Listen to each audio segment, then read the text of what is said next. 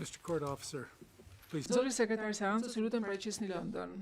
Sekretari, mirëmëngjes nderuar gjykatës. Kjo është çështja KSC-BC 2020-06, prokurori specializuar kundër Hashim Thaçit, Kadri Veselit, Recep Selimit dhe Jakub Krasniqit. Faleminderit. Good morning, everyone. Gjykatësi, faleminderit të gjithëve. Mirëmëngjes, dhe sikur se e dini, sot do të vazhdojmë me çështjen përmbyllse të 06-s dhe por së pari dëshiroj që ti kërkoj palëve që të prezantohen se kush është i pranishëm sallën e gjyqit, duke filluar nga prokuroria.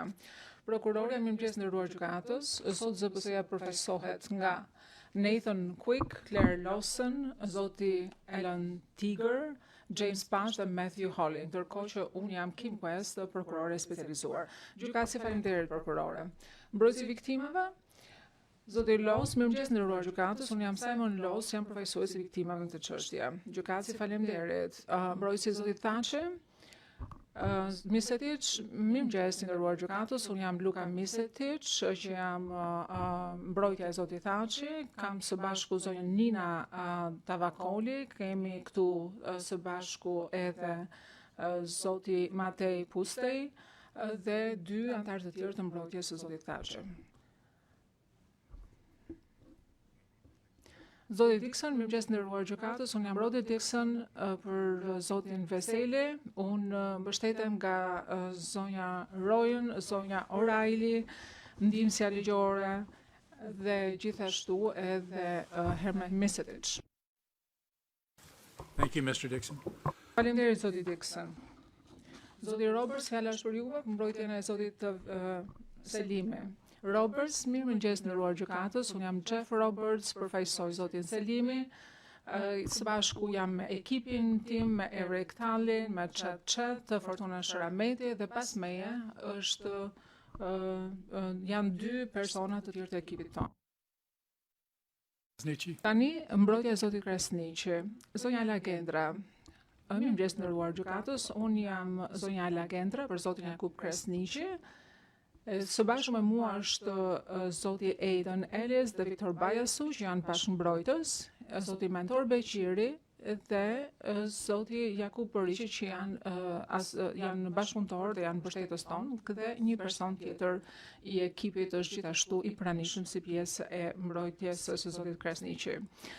Gjykatësi, nga zyra administrative, zonja Donlon, unë jam Fidalma Donman, jam administratore e gjykatës. Gjykatësi, faleminderit. Për proces verbal, vërej që të katërt akuzuarit janë pranishëm në sallën e gjyqit sot.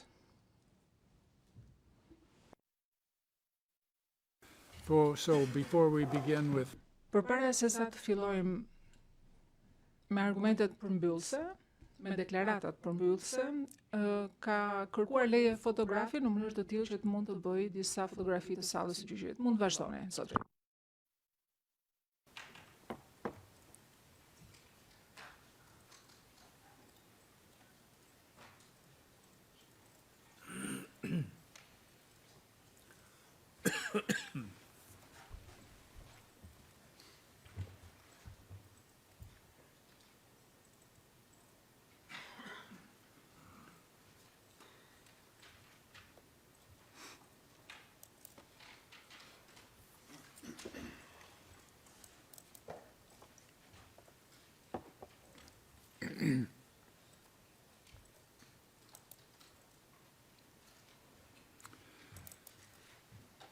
Today we will begin hearing the closing. Sot do të vazhdojmë me deklaratat përmbyllëse të kësaj çështje.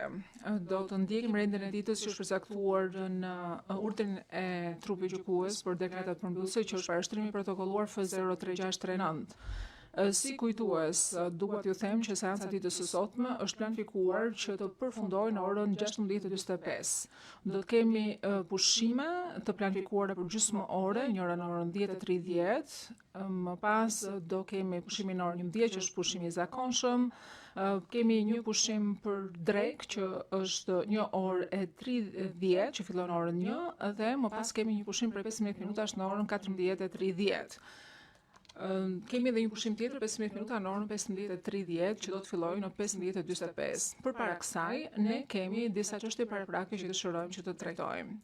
Së pari, më datën 6 nëntor 2025, trupi gjykues lëshoi urdhrin F03565, në cilën urdhëroi palët e pjesëmarrësit që të jepnin parashtrimet e tyre lidhur me realizueshmërinë e procesit për zhdëmtime pas përfundimit të argumenteve përmbyllëse dhe përpara nxjerrjes së aktgjykimit për këtë çështje gjyqësore. Pasi ka shqyrtuar parashtrimet e palëve dhe pjesëmarrësve, trupi gjykues konfirmon që ai ruan apo mban pozicionin e vet, të cilin e ka parashtruar më përpara në urdhrin e datës 4 dhjetor 2024, konkretisht që kërkesat për zhdëmtime duhet të dorëzohen nga mbrojtësi i viktimave pas aktgjykimit në të çështje dhe pas vendimeve të fajësisë nëse ato do jepen si të tilla për pika të ndryshme dhe pas vendimarrjes së trupit gjykues. Së dyti, trupi gjykues rikujton që ZPS-ja dhe mbrojtja e Krasniqit, mbrojtja e Selimit, përkatësisht kanë kërkuar që anëtarët e ekipeve të tyre të kenë të drejtën për audiencë për qëllime të pjesëmarrjes në pjesë të deklaratave përmbyllëse, pra në mënyrë të tillë që ata të mund të kenë mundësi që të flasin në parashtrimet e tyre. Përderisa palët e pjesëmarrësit nuk kanë shprehur kundërshtimet të tyre, trupi gjykues ju jep të drejtë këtyre anëtarëve të ekipeve të mbrojtjes, gjithashtu dhe Sonjës Losën nga ZPS-ja, që të marrin fjalën kurdo që palët përkatëse shikojnë të arsyeshme. Gjithashtu, përderisa sikurse e dini, ky proces gjyqësor po përkthehet, do ju kërkonim që të flisnit zakonisht. Pra si zakonisht do ju kërkoja që të flisnit me ngadalë në mënyrë të tillë që të kapeni në çdo gjë që thoni. Këto janë komentet e trupit gjykues, ndërkohë që do të fillojmë me zyrën e prokurorit. Prokurori specializuar ka kërkuar 8 orë në dispozicion, kështu që dëshiroj t'ia fjalën prokurores për të vjuar me parashtrimet e saj. Good morning, Your Honors. Mirëmëngjes nderuar gjykatës, zonja administratore, mirëmëngjes të gjithëve që na ndiqni brenda gjykatës dhe jashtë saj. Është privilegj që t'ju drejtohem sot këtu në përmbylljen e çështjes më të madhe që përfundojmë sot dhe që është realizuar për këtë institucionit nderuar. Duke lënë pas më tepër se 5 vite, dhomat e specializuara të Kosovës janë bërë një gjykatë e rregullt dhe konvencionale, duke realizuar seanca gjyqësore dhe gjykime dhe duke i dëshmuar mbar botës se drejtësia ndërkombëtare dhe sundimi i ligjit është rutinë dhe punë zakonshme brenda këtyre 4 mureve. Gjithashtu ne kemi dëshmuar se klima e friksimit mund të menaxhohet në një mënyrë që siguron që e vërteta do dëgjohet. Me pak fjalë, ne jemi bërë një gjykatë funksionale me suksesshme në një periudhë relativisht të shkurtër. Falënderimet për këtë sigurisht i shkojnë gjyqësorit, DSK-s dhe ZPS-së së stafit të tyre. I takojnë gjithashtu edhe ekipeve të mbrojtjes që janë ulur përpara meje sot, atë mbrojtjes së viktimeve, të cilët kanë të marrën së bashku dekada përvojësh ligjore dhe të gjithë të cilët kanë ushtruar detyrat e tyre me një profesionalizëm dhe ekspertizë të admirueshme. Çdo avokat i ri që ka qenë në këtë gjykatë e ka dëshmuar dhe ka parë me sytë e veta dhe ka mësuar shumë për kësaj përvoje. Megjithatë, falënderimet të përzemërta i ruaj për ata që i kanë merituar më tepër, për ata të cilët e kanë marrë barrën në shpatullat e tyre për të siguruar që sundimi i ligjit i ofrohet popullit të Kosovës dhe kanë fjalën posaçërisht për viktimat e dëshmitarët të cilët kanë ardhur përpara gjykate për të thënë dëshmitë e tyre.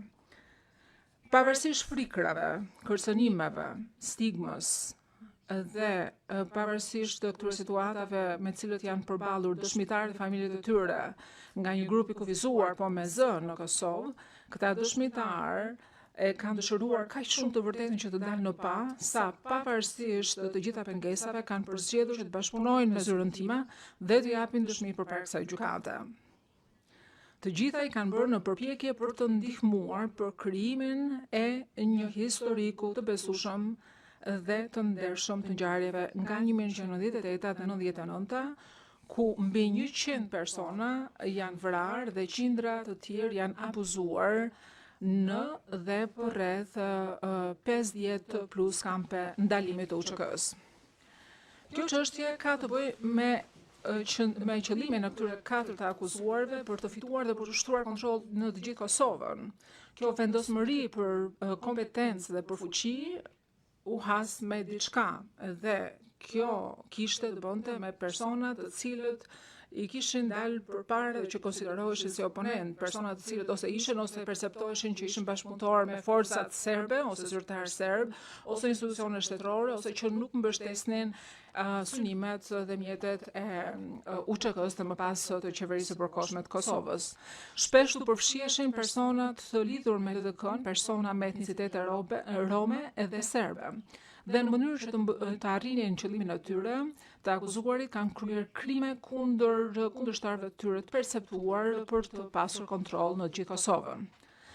Të nderuar gjykatës, keni dëgjuar dëshmi të prokurorisë, të dëshmitarëve të prokurorisë të thërritur në këtë çështje, përfshirë këtu dhe anëtarë të UÇK-s. Gjithashtu edhe kosovarë nga fushat ndryshme të jetës, viktima të ndryshme me etnicitete të ndryshme dhe anëtarë të familje të tyre, si edhe disa ndërkombëtarë të cilët kanë qenë të pranishëm në Kosovë në 98-ën dhe 99-ën. Dëshmitë e gjithë dëshmitarëve, si dhe të gjitha provat shkresore, video ose forensike, tregojnë se këto krime janë kryer dhe se të akuzuarit mbajnë përgjegjësi ligjore për to. Gjykata gjithashtu ka dëgjuar dëshmi drejt për së drejtin nga disa dëshmitarë të mbrojtjes, nga 7 dëshmitarë të mbrojtjes, të gjithë ndërkombëtar, të cilët ishin të përfshirë në përpjekje për të sjellë paqe dhe administrim të Kosovës dhe që duhet të përgëzohen për përpjekjet e tyre. Por ndërkohë që përfshirja e tyre në këtë çështje dhe konstatimet e kufizuara të tyre kanë vlerë për këtë gjykatë, puna e kësaj gjykate është tërësisht e ndryshme. Për pjesën ndërmuese, 7 dëshmitarët ndërkombëtar janë hedhur në një situatë me pak informacion lidhur me aktorët kryesor të përfshirë, nuk e kanë folur gjuhën atë kohë, kanë ndërvepruar ballë për ballë me aktorët kryesor vetëm për pak herë dhe thuajse nuk kanë parë asnjëherë rregullore urtat dhe komunikatat e UÇK-s dhe nuk ishin fare të njohur me strukturën e UÇK-s. Për kontekstin e punës së tyre konkrete, kjo shtresë e pakët informacion mund të ketë qenë mjaftueshme, por është absolutisht jo e përshtatshme për të nxjerrë fakte dhe përgjetjen e fakteve të sakta nga kjo gjykatë. Të nderuar gjykatës, ne do tregojmë disa diapozitiv gjatë ditës së sotme dhe dëshirojmë të them që gjithë diapozitivat e përdorura prej nesh mund të transmetohen për publikun në përjashtim të rasteve kur do të themi ndryshe. Kjo mungesë informacione është përshkruar më së miri nga një dëshmitar i vetë mbrojtjes, zëvendësi i unikut, i cili ndërkohë që ofroi që të shpjegonte për gjykatën rolin e një diplomati dhe se si ato mbërrinin në gjykimet ose vlerësimet e tyre, tha si më poshtë. Citoj: është detyrë, rol i gjykatës që, për aq sa është e mundur, të mbledh prova empirike. Mbase mund të jetë pak e paqartë që kjo nuk është mënyra se si funksionojmë dhe si punojmë ne si diplomatë dhe paqëbërës për të mbërritur në përfundimet tona. Diplomatët e dinë që prej fillimit që thuajse gjithmonë ata nuk do ta dinë asnjëherë historinë të plotë. Atyre ju duhet që të bëjnë gjykime, të bëjnë strategji, të këshillojnë qeveritë e tyre mbi bazën e informacionit domosdoshmërisht të paplotë. Ktu përfundoj citimin. Dhe ky informacion i paplot, sigurisht, pa diskutim, lidhet me atë që është shumë e rëndësishme për këtë gjykatë dhe që duhet të përcaktohet si përparësi për kësaj gjykate, që janë provat empirike. Kjo është e vërtetë jo vetëm për zëvendësin e unikut që e thash përejmisht atë në dëshmi, por është njësoj vërtet edhe për dëshmitarët të tjerë ndërkombëtar të thirrur nga mbrojtja në këtë çështje gjyqësore.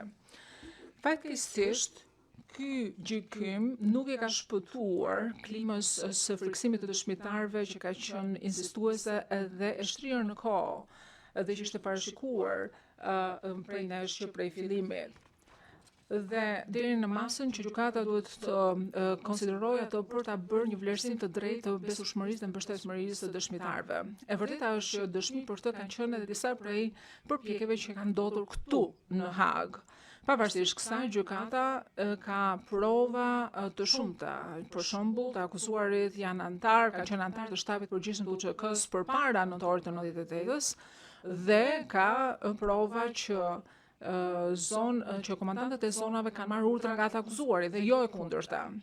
Janë bërë përpjekje të qarta për të ndryshuar, për të zbutur ose për të ndikuar ndryshe dëshminë të caktuara në veçanti për përfitimet të akuzuarit Hashim Thaçi, të cilat kanë dalë në pam. Ka disa shembuj domethënës dhe përfaqësuese të këtyre përpjekjeve që janë tani më pjesë e procesit gjyqësor, si dhe përpjekje për të shtrëmbruar gjetjen e fakteve apo zbulimin e fakteve nga kjo gjykatë. Dhe si rezultat, pra ky është një element që do duhet merret parasysh me hollësi nga gjykata.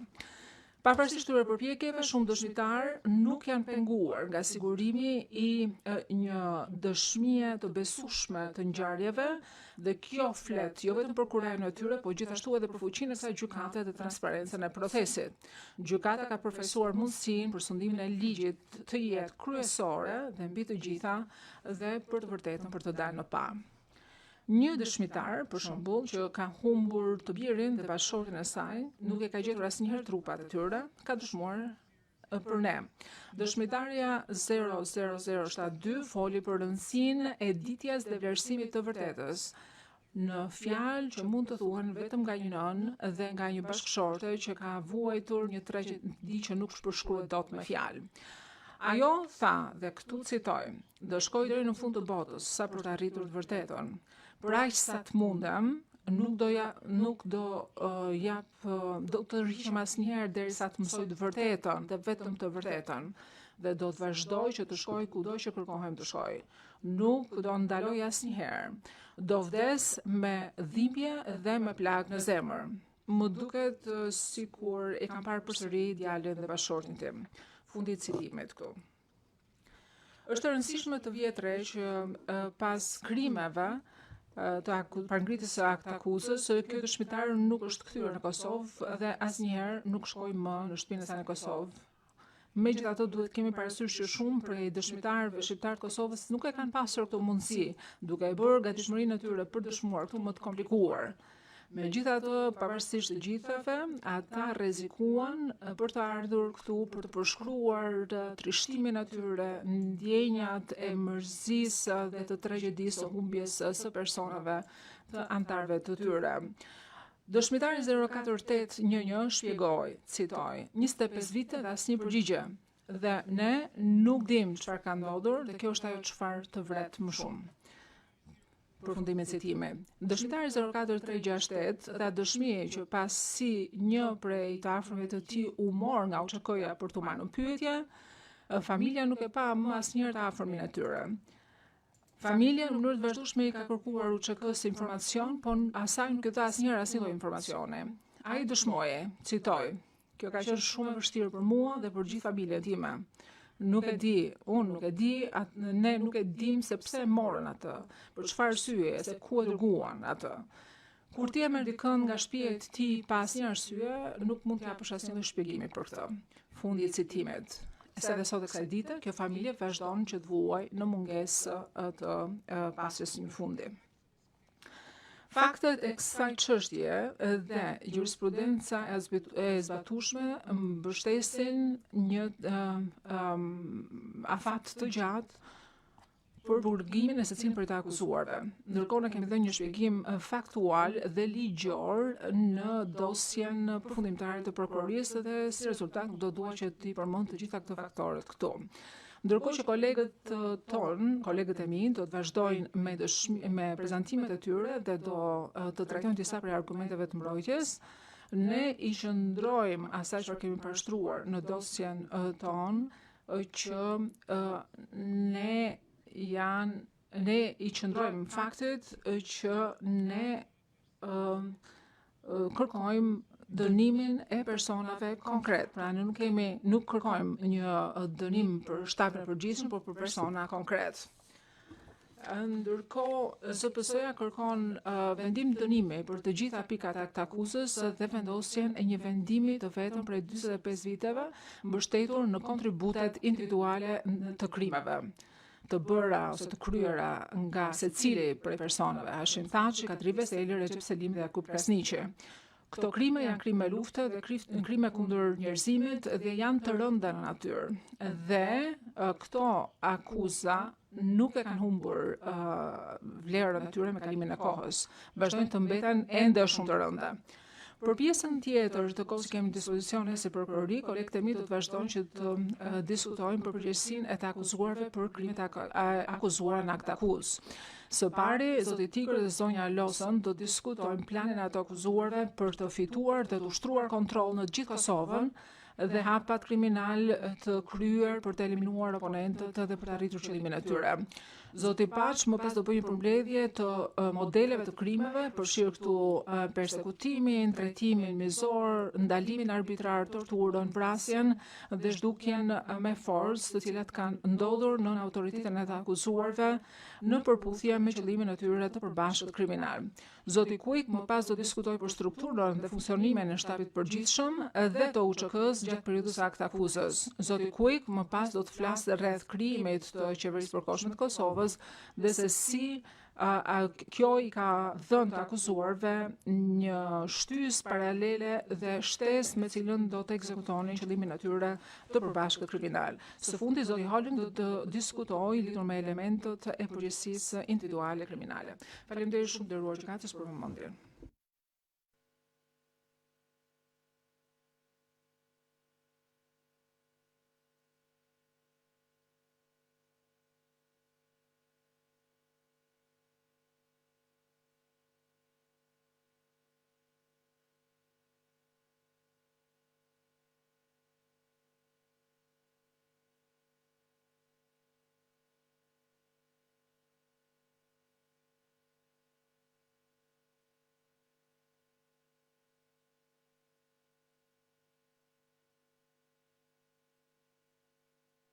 Of the common purpose to Do të flasim për qëllimin përbashkët për të fituar kontroll për mjetet që përfshinin frikësimin e palishëm, keqtrajtimin e personave që gjykoheshin si kundërshtar. Dhe për këtë kemi një gamë të shumëllojshme provash, mes të cilave përfshihet komunikatat, deklaratat publike, rregulloret, urdhëresa, raporte të zbulimit policisë ushtarake, shënime ditare, mbledhje, inspektime, emërime dhe rritje në detyrë, përpjekje për të mohuar, shmangur dhe për të justifikuar krimet, pjesëmarrjen e të akuzuarve në vepra penale dhe sigurisht kemi dëshmitë e dëshmitarëve. Që prej fillimit të periudhës së akt akuzës deri në fund, përgjatë fazave të ndryshme të konfliktit, qofsht kur të akuzuarit pretendonin në mënyrë publike apo e justifikonin se u përgjigjeshin shqetësimeve të komunitetit ndërkombëtar, vijonte shënjestrimi i kundërshtarëve. Unë do të flas për vitin 98, ndërsa zonja Losën do të flasi për ngjarjet e 99-s. Sidoqoftë, të kuptojmë siç duhet çka ndodhur prej marsit 98 e në vijim. Duhet të kuptojmë kush kanë qenë akuzuarit aso kohe dhe si mbërrit në atje ku ishin. Sepse ndryshe nga shumë prej atyre që ishin pjesë e UÇK-s në atë kohë, të akuzuarit nuk u galvanizuan papritmas nga vrasja e familjes e Asharve për të dalë vullnetar. Por ata ishin pioner të UÇK-s që kishin çuar në atë pikë UÇK-n. Siç ka thënë një antar i rëndësishëm i shtabit të përgjithshëm të UÇK-s, Hashim Thaçi, Kadri Veseli dhe Recep Selimi kanë qenë ndër pak protagonistët që kanë pjesë, citoj, e një strukture të përbashkët, mbyll citimin dhe, citoj sërish, filluan dhe përfunduan luftën dhe mbyll citimin. Jakub Krasniqi, një figurë publike respektuar, ju bashkua strukturës më pas, por ama luajti një rol po aq të rëndësishëm. Filloi, sikur se ka shpjeguar Jakub Krasniqi në paraqitjen e parë si zëdhënës e UÇK-s, filloi pra me LPK-n. Dhe këtu kemi titra, nuk ka nevojë për përkthim, do të ndjekim këtë video të shkurtër.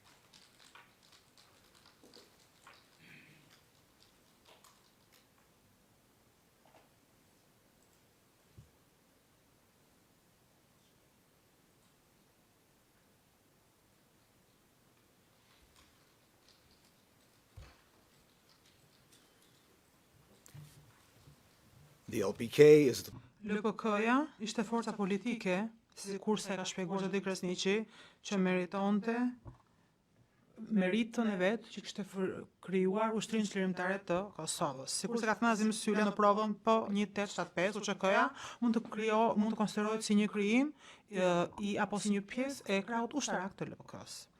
Lëvizja popullore e Kosovës, ose ndryshe LPK-ja, ka qenë një grup politik që vepronte në fshehtësi, që vlerësonte se çlirimi i tërë shqiptarëve nuk do të ndodhte pa pasur konflikt armatosur. Dhe në fillim të viteve 90, një grup antarësh krijuan krahun ushtarak. Dhe, siç ka thënë Ilas Kadolli në provën P12, citoj, të fillonin sulmet e armatosura kundër ushtrisë serbe, policisë dhe kolaboracionistëve të okupatorit serb në Kosovë, mbyll citimin. Hashim Thaçi dhe Kadri Veseli, shok që prej kohës kur ishin student, ka qenë aktor kryesor në këtë proces dhe ka qenë në vijën e parë të UÇK-s qysh prej fillimit.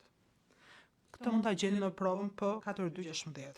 Sikur se shpjegoi zoti Thaçi në intervistën që ka dhënë për ZPS-n, ku i bën te eko asaj që kishte thënë më përpara të PNJ-s, citoj: Kur filluam veprimtarinë tonë në 1992-shin, 93-shin, ishim shumë pak persona. Ishim patriot, ishim nga Drenica. Unë kam një prej personave që e themeloj, një prej themeluesve, dhe këtë e din të gjithë. Po ashtu, zoti Veseli ka shpjeguar në dëshmi që ka dhënë për SPRK-n, citoj: Kam qenë antar i UÇK-s që prej fillimit. Në fakt, jam një prej themeluesve. Kam qenë antar i shtabit kryesor të UÇK-s që prej fillimit, mbyll citimin. Zoti Thaçi ka pasur rol të rëndësishëm që prej fillimit ka drejtuar aktivitetet e organizuara dhe zoti Veseli kujton se gjatë periudhës deri në 94, ai dhe zoti Thaçi shkonin e vinin nga Shqipëria. Në 94 shkuan në Zvicër dhe që prej atëherë dhe deri në mars të 1998-s vinin çdo 3-4 muaj në Kosovë dhe çdo herë që vinin qëndronin 2 deri në 4 javë. Mund ta gjeni këtu në provën P739.4. Thaçi dhe Veseli kanë pasur detyra të rëndësishme gjatë asaj kohe, të mbanin kontakte, të organizonin, të sillnin armë. Përfshirë 7 prej 12 RPG-ve që u përdorën në sulme të sinkronizuara ndaj 12 stacioneve policore serbe në shtator të 1997-s. Prova 4200 dhe prova 1883. Zoti Thaçi fitoi reputacionin si personi që lidhi luftëtarët në Kosovë me planifikuesit që jetonin në mërgim. Sikurse e ka thënë dhe një biografi i UÇK-s, pasi u konsultua gjatë e gjerë me zotin Thaçi dhe me drejtues të tjerë. Siç ka thënë zoti Veseli në provën P4216, zoti Thaçi ishte një prej personave që nuk drejtoi vetëm nga pikpamja politike, por citoj, vendosi veten në rrezik, mbyll citimin, dhe citoj sërish, është luftëtar dhe në të njëjtën kohë është drejtues politik, mbyll citimin. Recep Selimi, një themelues tjetër i shtabit të përgjithshëm, që njihej për lidhjen e ngushtë që kishte me zotin Adem Jashari dhe rolin si një nga organizatorët më të hershëm dhe pjesëmarrësit në fushë PTI, përfshirë dhe organizimin dhe pjesëmarrjen e tij në sulmet e sinkronizuara në shtator të 97-s. Dhe sikurse vetë zoti Selimi e ka thënë në provën P00761.4, ishte dikush që gëzonte shumë respekt dhe besueshmëri nga luftëtarët. Ky historik dhe statut është reflektuar në përshkrimet nga një dëshmitar të rëndësishëm të Thaçit, Veselit dhe Selimit si burra, figura të forta të UÇK-s. Këtë mund të gjeni në provën P109.7.9. Dhe pse Harmush Haradinaj përfshiu Hashim Thaçin dhe Recep Selimin ndër 4 kandidatët që ai propozoi si komandant të UÇK-s. Një drejtues i UÇK-s, sikurse bërë të qartë një dëshmitar, ishte një qysh në gjenezë, ishte thelbi i idesë së luftës. edhe që kishte krijuar apo formuar UÇK-n më shumë se kushdo tjetër. Mund ta gjeni këtë në provën P1136.4. Sikur se ju thash, Zoti Jakub Prasniqi gëzonte shumë respekt, veçanërisht si ish i burgosur politik. Donse ai kam pasur një profil ligjor në LDK në vitet 90, ai kishte kontakte me Adem Jasharin në Thënjishin dhe shirë me UÇK-n që prej 1993-shit dhe këtë mund të gjeni në provën P00186, pra. Dhe na ka shpjeguar se u bashkua shtabi të përgjithshëm rreth fillimit të 97-s. Këtë mund ta gjeni sërish në provën P00794. Dhe ja, kështu u bën bashkë të akuzuarit. Dhe gjatë gjithë kësaj kohe, ata kishin dhe vepronin në mënyrë kolektive. Sikur se ka thënë zoti Kadri Veseli, citoj: "Kemi pasur përgjegjësitë tona gjatë gjithë kohës në periudhën 92 deri në 98-ën. Kishim shtabin tonë të përgjithshëm dhe shtabin operativ pranë UÇK-s, nuk kishim detyra të ndara, por punonim të gjithë së bashku me aq sa të mundeshim." Recep Selimi e nënvizoi pikërisht këtë në intervistën për ZPS-n, se vendimet merreshin në mënyrë kolektive. Dhe Sakola Shota theksoi në intervistën e tij për TPN-n se vendimet kolektive vlenin për të gjitha vendimet që lidheshin dhe për kolaboracionistët. Periudha nga mesi i viteve 90 deri në mars 98-s njihet për organizime dhe sulme të armatosura dhe përpjekjet e pafundme për të garantuar që ta merrte vesh bota ç'po bënte UÇK-ja dhe të theksonin ndikimin friksues që duhet të kishin sulmet e armatosura për të gjithë ndërkombëtarët. Shtabi komunikatat e shtabit të përgjithshëm u shpërndan edhe kishte një mesazh të përbashkët. Shtabi i përgjithshëm kërkonte pavarësinë e Kosovës dhe do të vazhdonin derisa të merrnin fitoren e plot. Partitë politike që konsideronin autonominë do të ndëshkoheshin si tradhtar në thonjza. Ka qenë vetëm shtabi i përgjithshëm i UÇK-s që kishte drejtën të qeverisë të drejtonte në Kosovë dhe ata që ishin në thonjza nga ana tjetër duhet të mbështesnin përpjekjet dhe betejën e tyre, përndryshe do të merrnin ndëshkimin e merituar. Kolaboracionistët me okupatorët do trajtoheshin në mënyrë të pamëshirshme dhe njësitë e armatosura do të kryenin sulme ndaj kolaboracionistëve. Dhe ju lutem të nderuarve gjykatës të shohim provat P269 e T.1, 2, 5, 6, 8 dhe 9, 15, provën P274, 277, 279 dhe 429.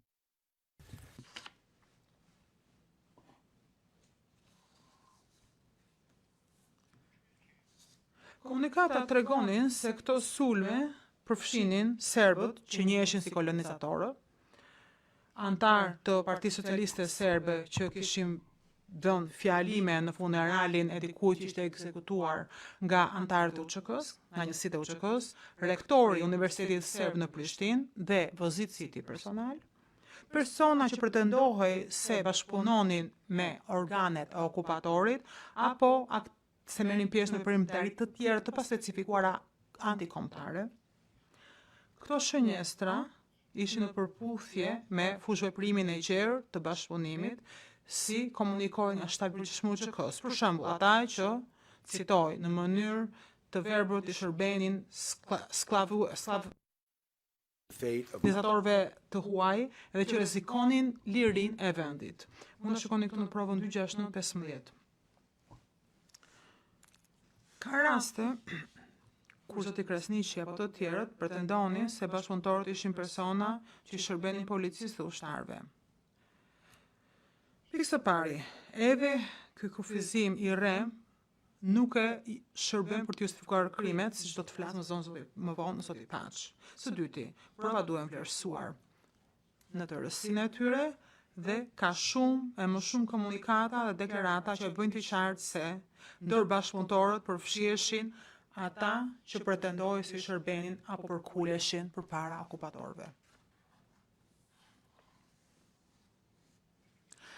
Për shembull, Zoti Krasniqi e ka bërë të qartë në deklaratën që ka dhënë për TPN-n, i lutem është prapa P794, se bashkëpunëtor ishin vegla të regjimit serb që shërbenin këtij regjimi të dhunshëm.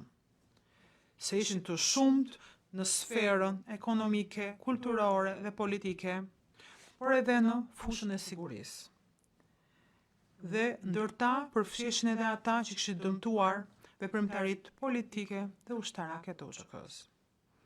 Ai theksoi se aparati i regjimit serb nuk mund të funksiononte në Kosovë vetëm me policinë dhe ushtarët e tij, dhe shpjegoi se ky aparat i ka shtrirë tentakulat e veta në të gjitha organet e administratës publike. Mbrojtja është përpjekur të thotë që komunikatat ishin thjesht në thonjza propagandë. Një fjalë që përdorin si eufemizëm, që do thotë që ishin të pavërteta. Edhe këto pretendojnë i mbështesin provat e tyre. Sidoqoftë mund të gjeni shumë shembuj në paragrafët 1473, 1480 të dosjes tonë përfundimtare në lidhje me këtë. Sigurisht që komunikatat mund të qenë të egzageruara sa i takon suksesit të UÇK-s apo vështirësive të pakta. Zoti Krasniqi ka dhënë dëshmi se faktet bazë ishin të sakta dhe në fakt janë vlerësuar nga artikujt të tjerë në media. Mund ta shikoni këto në provën 800. Në fakt Zoti Krasniqi specifikisht ka konfirmuar në provën 794 thelbin e disa komunikatave dhe nuk mund të mendonte se një komunikat e vetme mund mos ishte lëshuar nga shtabi i përgjithshëm, pra të gjitha ishin lëshuar nga shtabi i përgjithshëm. Sikurse u pajtua Zoti Krasniqi kur dha dëshmi përpara TPN-s në provën 795, faqja 3440, propaganda është në thonjza, është një program organizativ i publicitetit apo informacion i përzgjedhur për të propaganduar një doktrinë apo praktik. Dhe pikërisht këtë bënin komunikatat. Konfirmimi më tepër i komunikatave gjendet në dëshminë e TPN-s të Sokol Bashotës me provën 1870.3.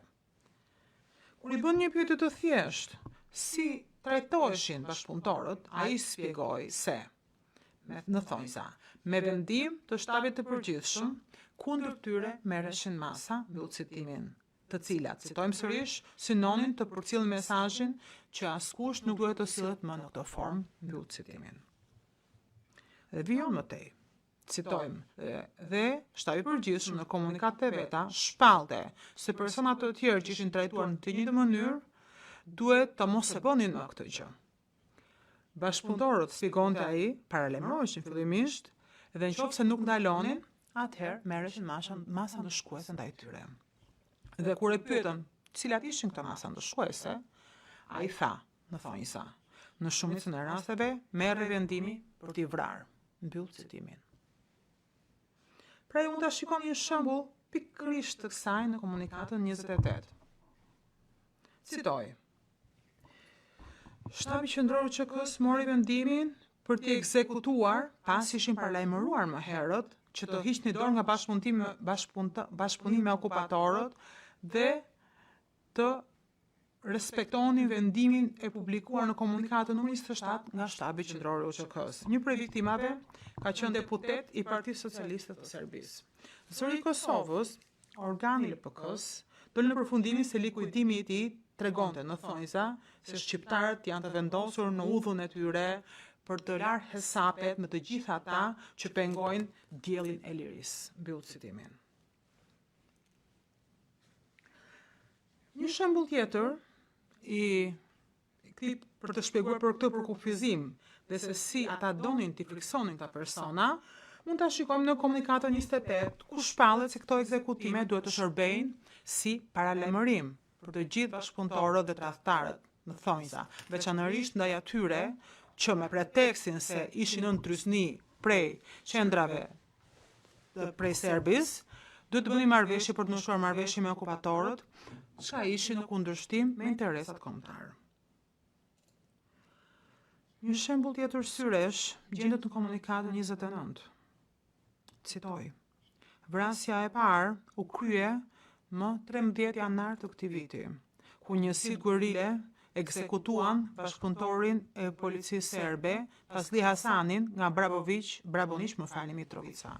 Vendimi u mor pasi ju ndoqën apo u shqyrtuan për një kohë të gjatë veprimtaritë e tij antikombëtare.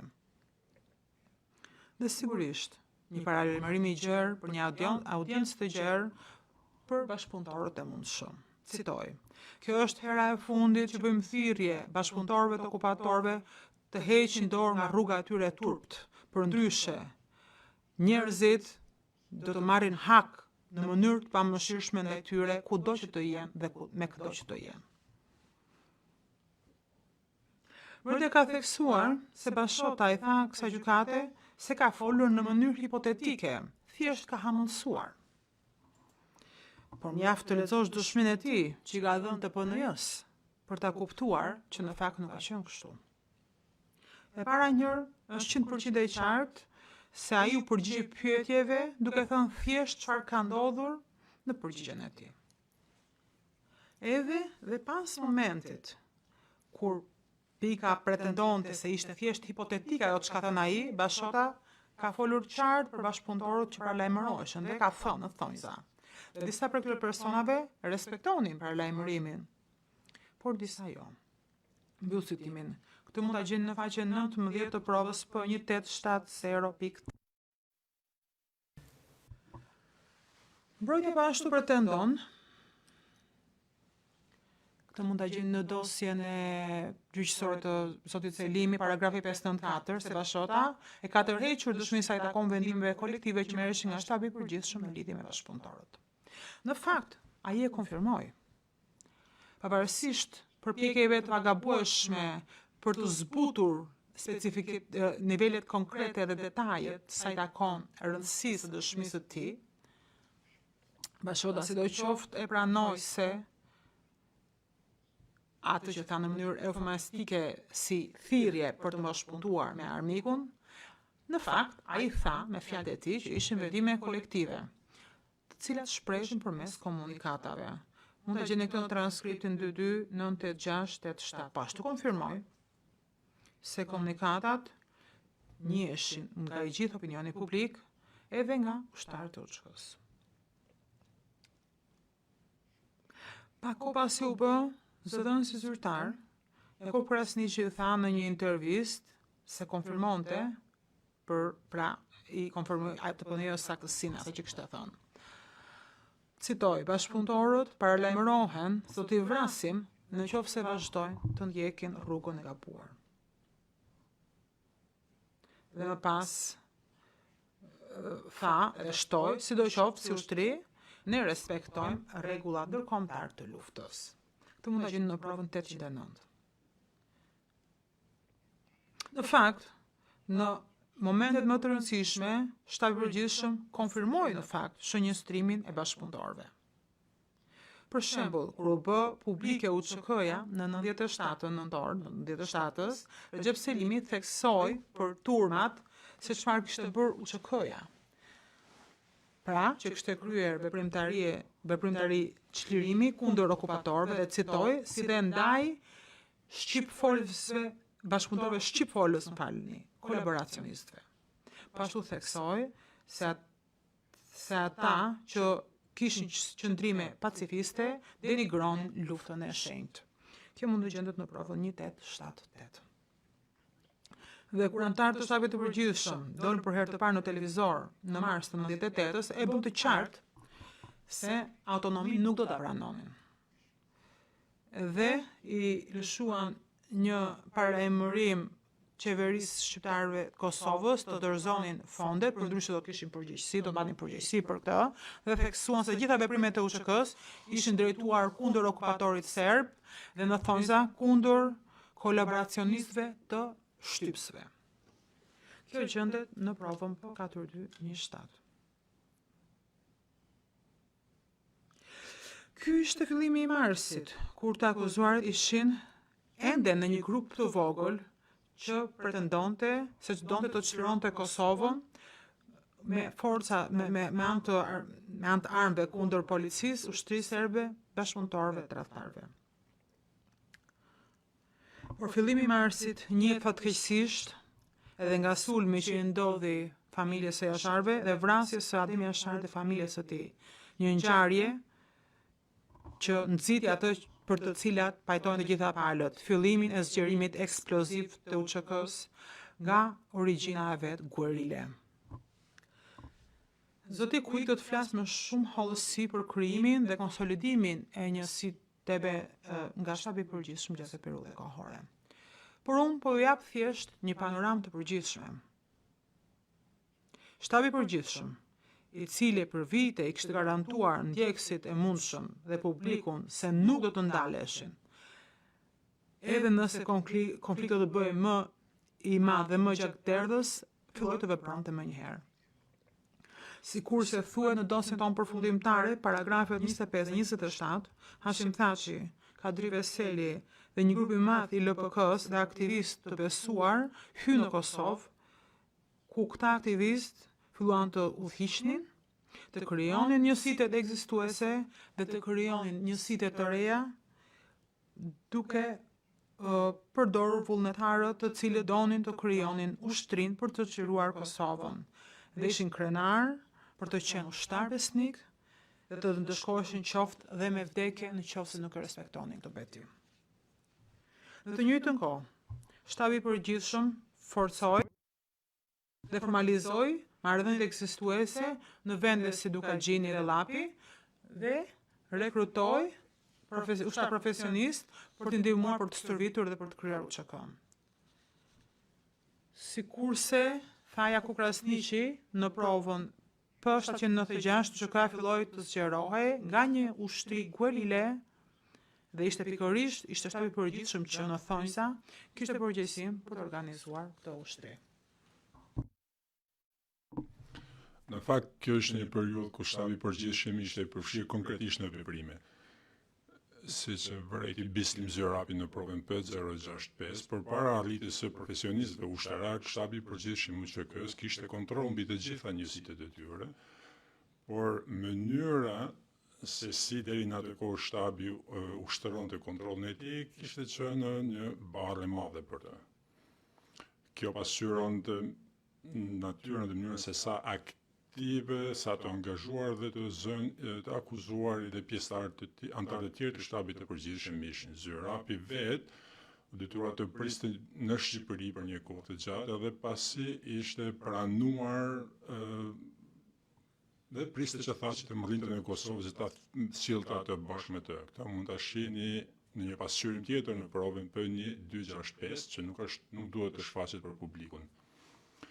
Kjo është një fletore me shënime që është sekuestruar nga Recep Selimi, për arsye të ndryshme përfshirë edhe natyrën e referencave, përmendjeve të palëve të treta në të dhe dallimin në dorëshkrim nga shënimet që janë vlerësuar, që janë shkruar nga ai, ne nuk do ta vlerësojmë këtë fletore shënimesh si e shkruar nga zoti Selimi. Për 1265 shënimet në këtë, pra janë të ngjarje të ndryshme të datës 12 maj në afërsitë të Ujmerit dhe Likosit. Për shembull, krijimi i stacionit të parë të policisë në Likos në 18 mars 1998, apo një kërkesë se njësiti i policisë ushtarake të krijohet në Ujmir, apo 2 vende në Suarek që mblidhen në bazën Çeliku, apo momenti kur Nuhi Bytyqi kërkon një raport mbi furnizimin me ndihmat dhe jetën familjare. Kjo gjendet në provën materiale P6542, 4445. Dhe pasqyron vazhdimisht praninë e zotit Selimi, përfshirjen e tij dhe rëndësinë e tij. Përfshirë në faqen 654-1, citojmë motivimi, erdhi për trajnim, për shërbime, takim, mbledhja me numrin 10. Pastaj 6542, motivi, arsyeja, mbledhja po takim me numrin 10, me 10-shin. Pastaj 6566, motivi ardhjes, arsyeja ardhjes, për të konsultuar me 10-shin lidhur me furnizimet me armë dhe organizimin e pozicionit. Dhe bisedova me ta në Qabeq dhe më këshilluan që të flas me 10-shin. 6607 kërkesë për 10-shin, një sniper i është premtuar hekurit të mësorit, ai kërkon që kjo premtim të mbahet, pra të realizohet, dhe referencat e tjera të shumta të ngjashme. Dhe edhe një pasqyrje tjetër, pra që nga kjo fletore lidhur me atë që asaj që Zurapi i referoi, duke patur parasysh që do të dëgjojmë shumë lidhur me këtë çështje nga zoti Quick. Mendojmë për betejat apo ngjarjet të rëndësishme të kësaj periudhe. Me njëherë pas sulmit të Glloxhanit në Mars, Hashim Thaçi dhe Kadir Veseli ishin aty. Kjo është në paragrafin 672 të dosjes përfundimtare. Deçan në maj, Kadir Veseli, Hashim Thaçi ishin aty, pra prova P01355.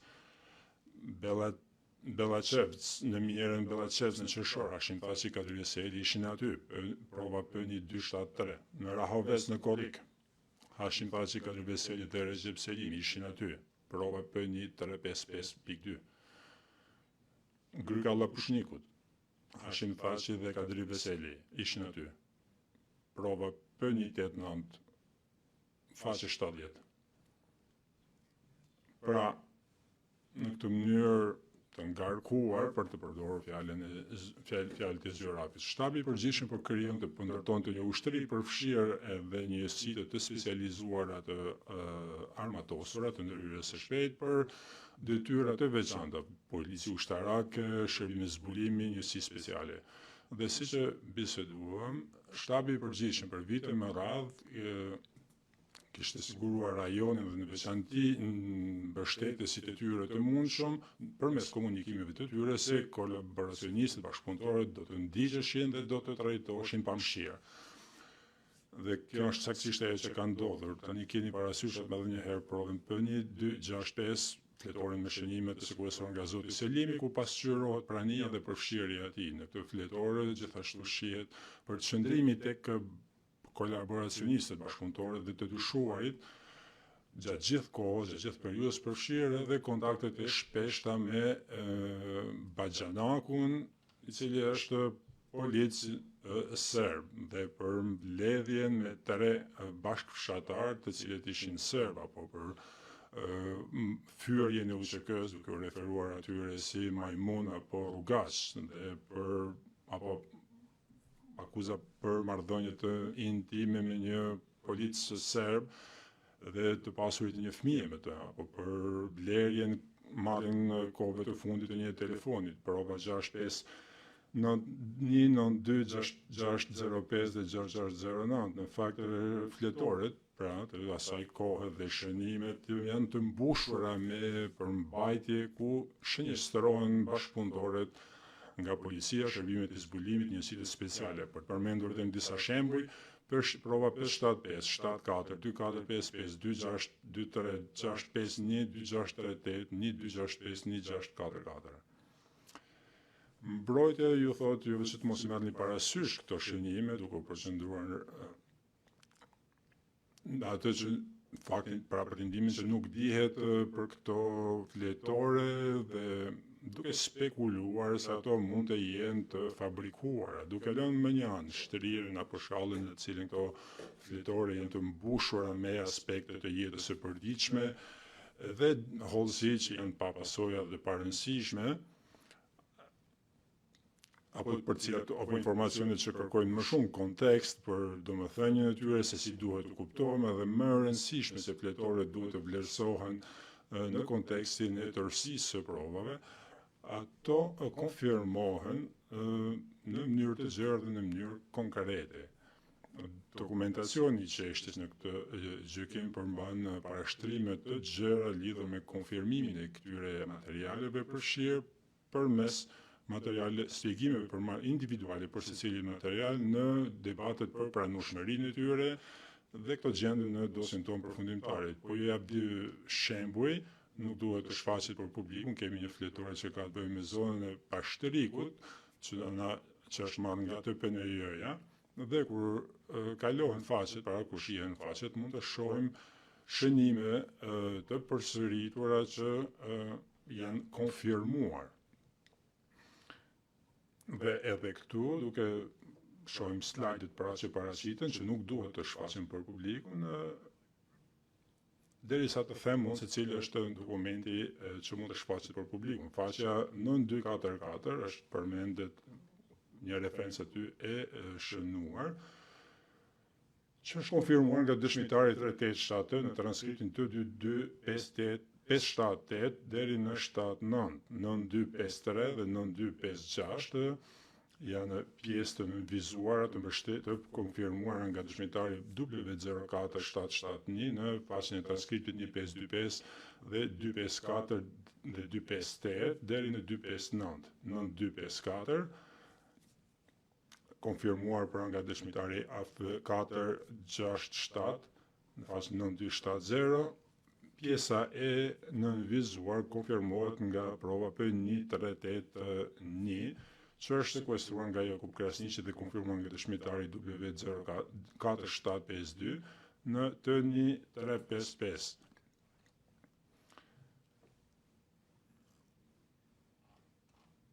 Dhe pastaj kemi 9274, në pjesët e nënvizuara të konfirmuar nga dëshmitari W4371 në pjesët e transkriptit 9278. Pjesët e nënvizuara janë konfirmuar nga 4271 në T15257 deri në 58.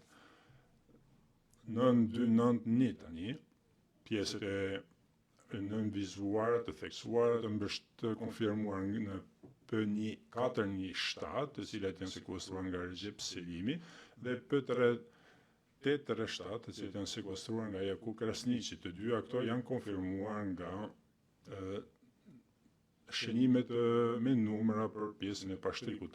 9295, pjesët e nënvizuara të konfirmuar nga dëshmitari W495 në 2116 deri në 619298 e konfirmuar nga 4371 në transkriptin 15257, 9249 pjesët e nënvizuar të konfirmuar nga dëshmitari 3873 në 22577 deri në 579, pastaj kemi 931 kodi zonës Dukagjini, që është konfirmuar nga në P1417 dhe P419 të sekuestruar nga zoti Krasniqi dhe zoti Selimi. Edhe një tjetër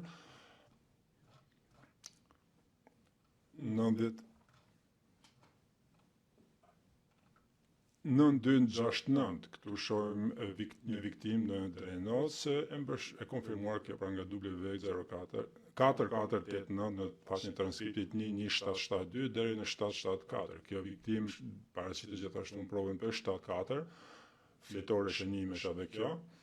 Dhe këtu duket në pjesën, citojmë, shënime për informacionet e arditit.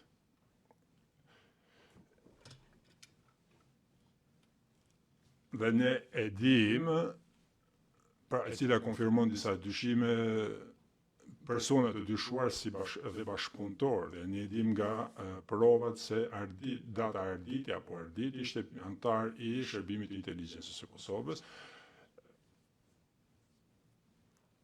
dhe identifikimi pra i bashkëpunëtorëve të dyshuar. Dhe edhe këtu shohim emrin e nënvizuar të një tjetër bashkëpunëtori të dyshuar, që është në mes të faqes në anën e majt. Tani do shohim për 1112 dhe shohim këta të dy emra.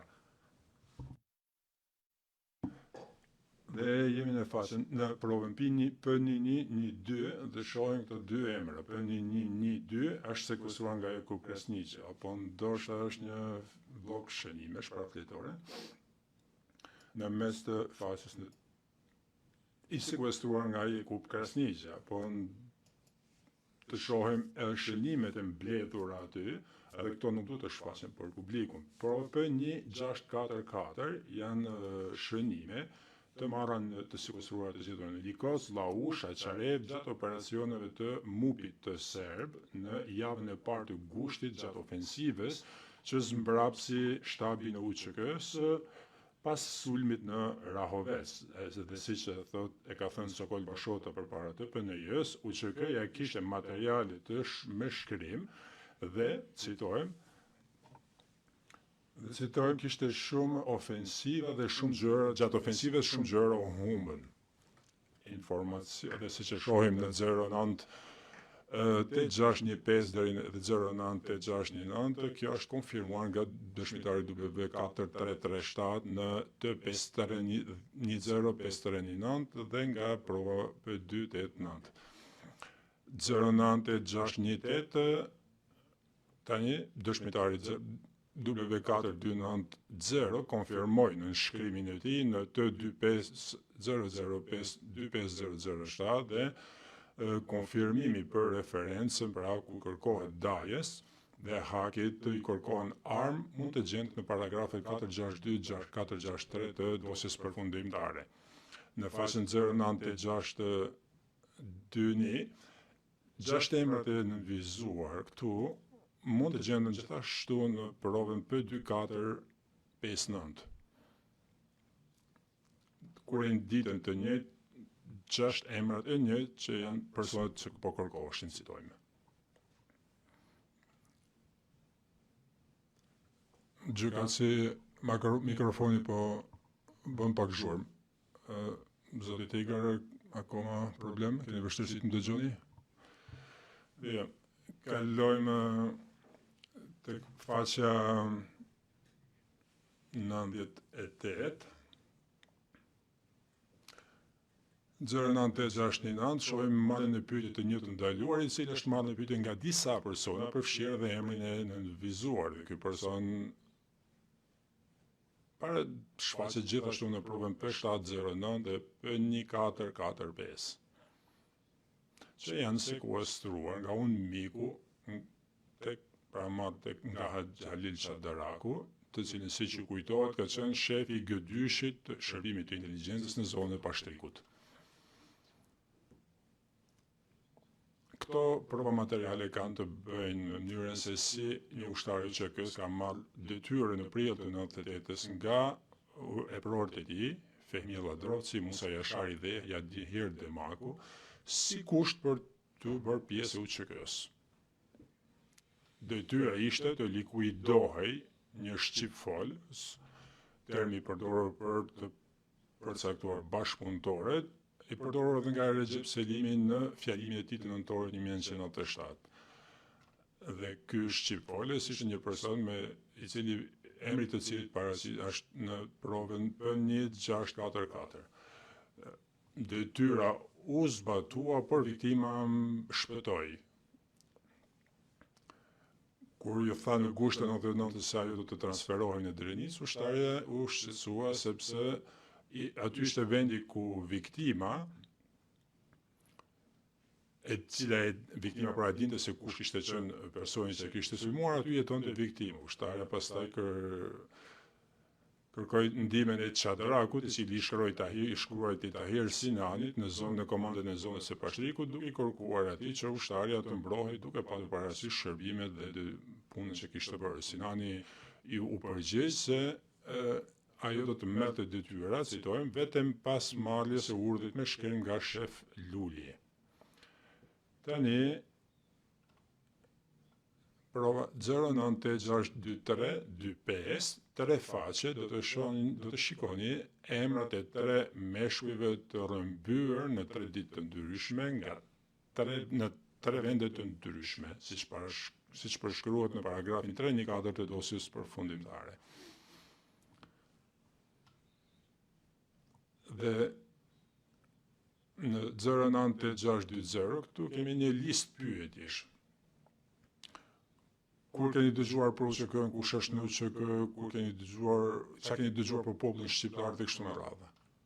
Në provën P1499, një video që të futë frikën, shohim po këto pyetje që u bëhen atyre meshkujve dhe një mashkullit të katërt.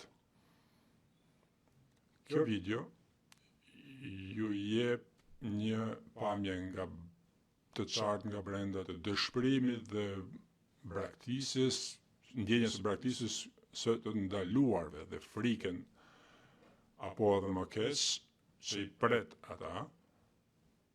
Dhe këtu mund shohim një prej këtyre burrave që thot, citoj, jam i shkatëruar, jam njëri i gjallë i shkatëruar.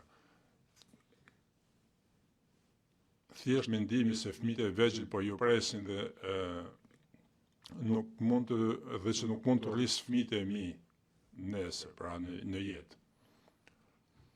Në faqen 0965 shohim këtë mashkullin personin e 4, 58 vjeçar, llogaritar në pension. Ishte sjellur aty nga Pullumbi, i cili udhëhiqej nga Ferat Shala, dhe që raporton të drejt për drejt shtabit të përgjithshëm, dhe të cilit Recep Selimi i kishte caktuar kode. U pranua nga Sahit Jashari, të cilin ju e dëgjuat që deklaronte në videon e majit 1998 se, dhe citojmë, policia ushtarake ushtrisë shërimtare të Kosovës është përgatitur profesionalisht dhe gjithmonë e gatshme të zbatojë urdhrat që i jepen nga shtabi i përgjithshëm i Kosovës, mbyllin citimin. Këto 4 meshkuj nuk janë gjetur më kurrë, nuk janë parë më kurrë të gjallë. Këto prova të shumta që përsëritën dhe konfirmojnë njëra tjetrën mes shumë të tjerave, pasqyrojnë jo vetëm sasinë e jashtëzakonshme të provave që janë paraqitur, por edhe mënyrat e shumta të qëllimit të përbashkët dhe ata që ishin prapa kësaj, që shfaqen deri në mënyrë të përsëritur, pra dhe të vazhdueshme. Gjatë kësaj kohe, mesazhi nga shtabi i përgjithshëm lidhur me bashkëpunëtorët ishte i njëjti dhe mbetet i njëjti. Ne shënjestrojmë bashkëpunëtorët. Komunikata numër 47 e lëshuar me 12 maj deklaron se gjatë muajve të marsit, prillit, majit, sipas bazuar në urdhrat e shtabit të përgjithshëm të ushtrisë qeverimtare të Kosovës, citojmë, në numër sulmesh janë realizuar kundër disa kolaboracionistëve shqiptar, të cilët pavarësisht paralajmërimeve të mëparshme nuk kishin hequr dorën nga rruga tyre antikombëtare. Mbyllim citimin. Mes gjërave të tjera, kjo ishte periudhë e sulmit të orkestruar nga Demaku, Ladrovci dhe Jashari, që u diskutua pak më lart. Komunikata numër 48 e lëshuar me 19 qershor 1998 dhe në të deklarohet se bazuar në urdhrin e shtabit të përgjithshëm, formacionet ushtarake realizuan sulmet armatosura kundër forcave armike dhe, citojmë, ndërmoren masa ndëshkuese ndaj kolaboracionistëve të elementeve kolaboracionistë të pakorrigjueshëm, mbyllim citimin. Shtabi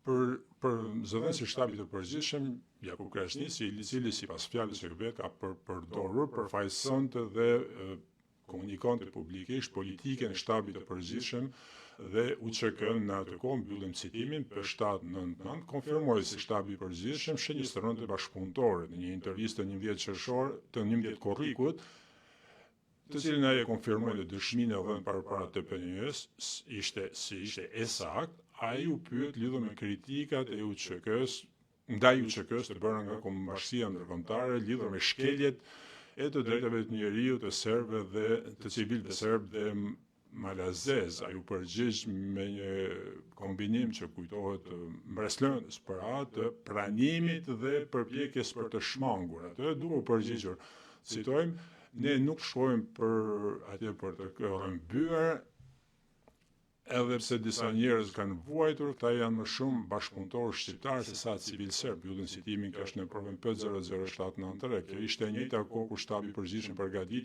përgatiste dhe publikonte rregulloret që kodifikonin shënjestrimin dhe trajtimin e pamëshirshëm të kundërshtarëve, citim.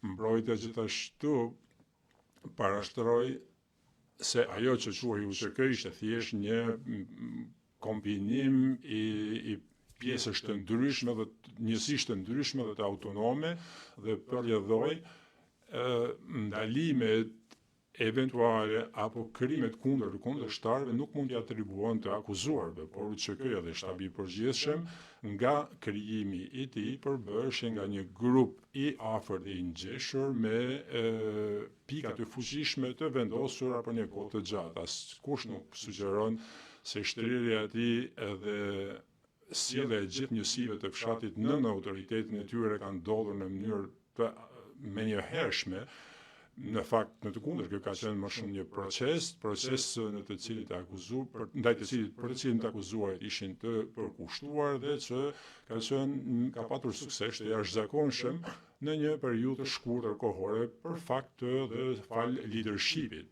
Por shohim vendet ku kundërshtarët janë shënjestruar dhe kjo ka qenë gjë që është zbatuar në mënyrë brutale dhe të pagabueshme. Dhe shohim tani lidhje mes këtyre vendeve dhe shtabit të përgjithshëm. Likosi ka qenë shtabi i zonës së Drenisës dhe i shtabi i policisë ushtarake të zonës. Pra ta shohim në faqen 636 të dosjes përfundimtare të prokurorisë, një pikë mbledhje apo takimi nga ku rekrutët shpërndashin pastaj në zonat e tjera dhe në fakt shtabi i përgjithshëm ishte i bazuar aty nga marsi deri në fund të majit 98. Kjo është në për 7-6 në faqe 4-4-8. Gjithashtu kishin një vend ndalimi që ishte i njohur shumë mirë dhe që krijonte ndjenjë frike tek popullsia vendore, ku mbashin të ndaluar civil, përfshirë bujq, mësues, persona të moshuar, që të akuzoheshin për gjëra të tilla si bashkëpunëtor, mbështetës të LDK-s, spion, tradhtar, sepse mbështesin në rrugove. Dhe kjo është në dosjen përfundimtare të ZPS-s në faqen 652. Dhe akuzoheshin se nuk kishin lënë punën e tyre, dosja përfundimtare në faqen 659, apo kanë treguar, janë nënshtruar pushtuesit, apo duke shpërndarë certifikata lindje. Kjo është në faqen 644, 652, 659 të dosjes përfundimtare. Të burgosurit janë keqtrajtuar në mënyrë brutale dhe disa janë edhe vrarë. Komandanti i Likosit ishte Sulejman Selimi, i afërt i Recep Selimit, i cili e kishte prezantuar atë Jadim Jasharit. Në maj 98, Sulejman Selimi u zgjodh si komandant i zonës operative të Drenisës gjatë një mbledhje ku mori pjesë Recep Selimi dhe caktimi i tij u miratua nga shtabi i përgjithshëm. Sulejman Selimi shpjegoi se përveç vizitave të shumta nga Hashim Thaçi, Kadri Veseli dhe Zokol Bashota, Recep Selimi ishte gjithmonë i pranishëm në zonë. Në një intervistë në fund të korrikut 2098, Sulejman Selimi u pyet kush merrte me ekzekutimin e dënimeve kundër bashkëpunëtorëve dhe serbëve dhe kriminalëve serb të rrëmbyer, pyetje e cila në vetvete shfaq sekretin që nuk është sekret, se kundërshtarët shënjestroheshin. Ai pranoi se ndalimet, por duke vazhduar më tej nga përgjegjësia nga Yku Krasniq, deklaroi se gjithçka është bërë në përputhje me ligjin ushtarak. Zëvendës komandant ishte Samil Ushtaku, një mik i vjetër, shok i vjetër i Recep Selimit, i cili ishte kthyer në Kosovë me Thaçin dhe Veselin më njëherë pas prekazit. Kjo është në problem për 771 dhe 773. Ai personalisht informoi një të ndaluar të rrahur se ai dhe babai i tij ishin ndaluar për shkak të pretendimeve se ishin spion. Dhe dha një intervistë në maj të 98-s që u sekuestrua nga shtëpia e Recep Selimit, në të cilën pranoi se, citojmë, kemi vrarë oficerët e policisë, ushtarë dhe bashkëpunëtorët e tyre. Mbyllim citimin për 1266. Said Jashari, komandanti i policisë ushtarake, ishte një tjetër shok i vjetër nga ditët e para të UÇK-s dhe ne kemi përmendur përkushtimin e tij për shtabin e përgjithshëm. Dhe Sabit Geci, i cili ishte udhëheqës i një njësiti në Drenicë, në zonën operative të Drenicës, e përfshirë në Likos, dhe i jepte llogari shtabit të përgjithshëm dhe veçanti Kadri Veselit. Ishte në shtëpinë e Gecit, Recep Selimi shkoi në shtëpinë e Gecit për të bërë fjalimin e tij lidhur me paraqitjen e parë publike të UÇK-s, të cilin Selimi takoi pastaj shumë shpesh në pranverë dhe verë të 98-s. Kjo është në dosjen përfundimtare faqe 315. Të gjithë morën pjesë në keqtrajtimin e të ndaluarve. Tani shohim